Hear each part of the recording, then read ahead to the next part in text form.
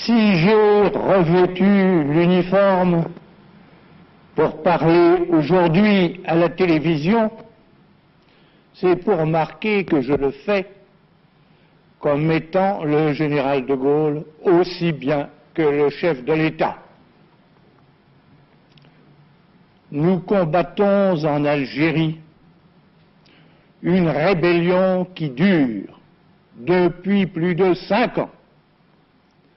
La France poursuit courageusement l'effort nécessaire pour la vaincre, mais elle veut aboutir à une paix qui soit la paix de telle sorte que le drame ne puisse pas recommencer et de manière à ce que l'Algérie, en fin de compte, ne soit pas perdue, ce qui serait un désastre pour nous et pour l'Occident.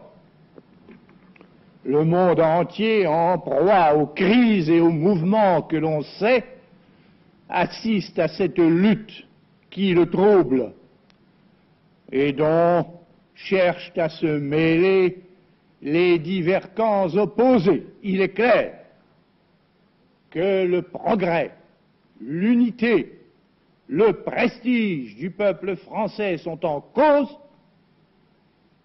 et que l'avenir lui est bouché tant que le problème algérien ne sera pas résolu. Compte tenu de tout cela, j'ai pris au nom de la France la décision que voici. Les Algériens disposeront librement de leur destin. Quand, d'une manière ou d'une autre, conclusion d'un cessez-le-feu ou écrasement total des rebelles, nous aurons mis un terme au combat, et quand, après une période prolongée d'apaisement, les populations auront pu prendre conscience de l'enjeu et accomplir, grâce à nous, certains progrès politiques, économiques, sociaux, scolaires, etc., alors les Algériens diront ce qu'ils veulent être, cela ne leur sera pas dicté. Si leur volonté, leur réponse n'était pas vraiment leur volonté et leur réponse, on pourrait bien, pour un temps, obtenir une victoire militaire, mais rien, au fond, ne serait tranché. Au contraire, tout peut l'être, et je le crois, en faveur de la France, quand les Algériens pourront exprimer leur volonté en toute liberté, dignité et sécurité. L'autodétermination est la seule politique qui soit digne de la France, elle est la seule issue possible. Elle est celle qui a été définie par le président de la République, décidée par le gouvernement, approuvée par le Parlement, adoptée par la nation française. Or, 2 catégories de gens ne veulent pas de ce libre choix. D'abord, l'organisation rebelle qui prétend ne cesser le feu que si, au préalable, je traite avec elle par privilège de l'avenir politique de l'Algérie, ce qui reviendrait à la bâtir elle-même comme la seule représentation valable et à l'ériger par avance en gouvernement du pays. Cela, je ne le ferai pas. D'autre part, certains Français de souche exigent que je renonce à l'autodétermination, que je dise que tout est fait, que le sort des Algériens est d'ores et déjà décidé. Cela non plus, je ne le ferai pas. L'autodétermination est le seul moyen qui puisse permettre aux musulmans d'exorciser eux-mêmes le démon de la sécession. Sans doute, quant à ce qui est des solutions françaises, il peut y avoir des modalités qui doivent être et qui seront élaborées à loisir, une fois la paix revenue. Quand ce sera fait, je prendrai moi-même position, je m'engagerai pour ce que je crois être bon, et on peut croire que je le ferai à fond. Mais alors, pour imposer à la France, à l'État, à moi-même, leurs prétentions, certains à Alger sont entrés en insurrection. Ils ont tiré sur le service d'ordre, ils ont tué de bons soldats, ils se dressent en armes contre l'autorité de la France, aidés initialement par les incertitudes complaisantes de quelques éléments militaires et s'appuyant sur les craintes, sur les passions fiévreuses excitées par les meneurs, ils obtiennent jusqu'à présent le soutien d'une partie de la population européenne.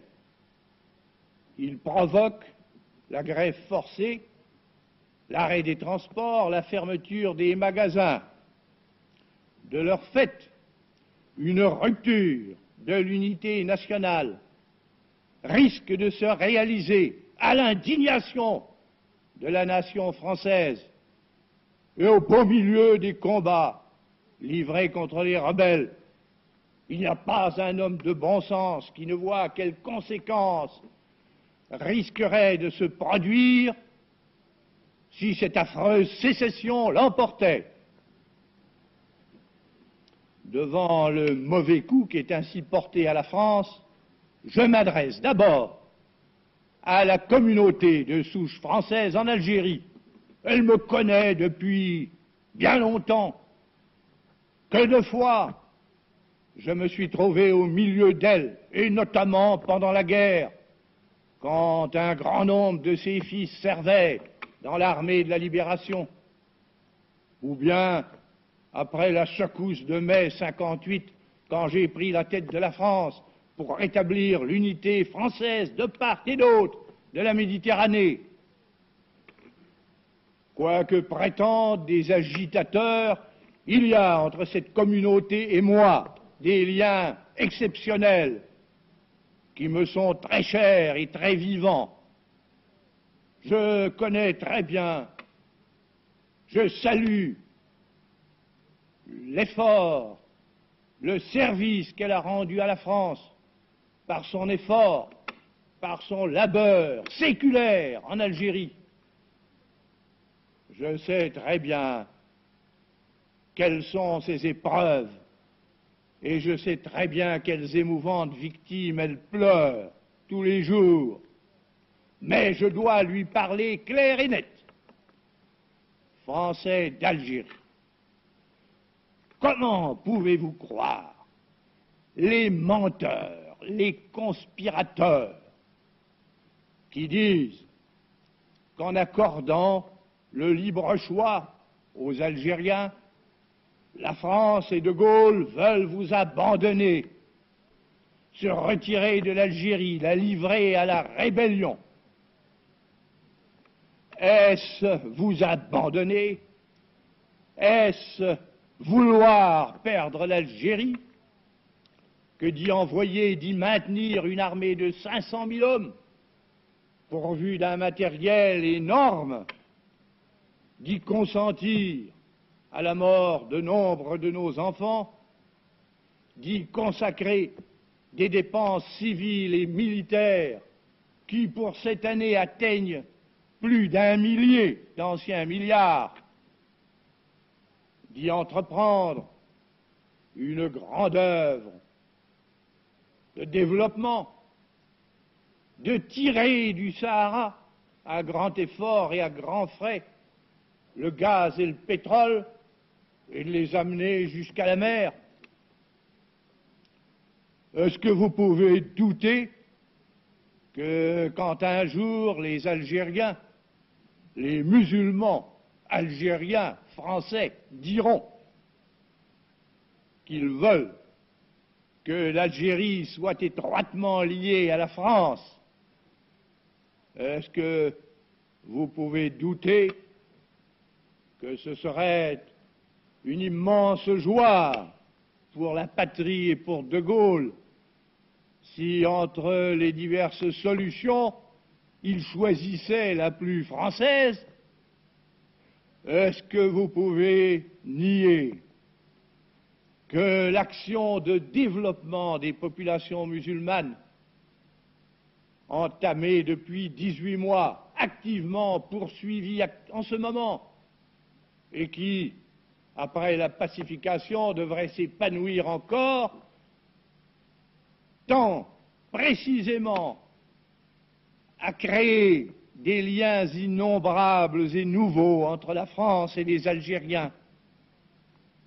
Et puis, par-dessus tout, est-ce que vous ne voyez pas qu'en vous dressant contre la nation et contre l'État, vous vous perdez vous-même à coup sûr et que vous risquez de faire perdre l'Algérie à la France? Je vous conjure de rentrer dans l'ordre. Et puis je m'adresse à l'armée,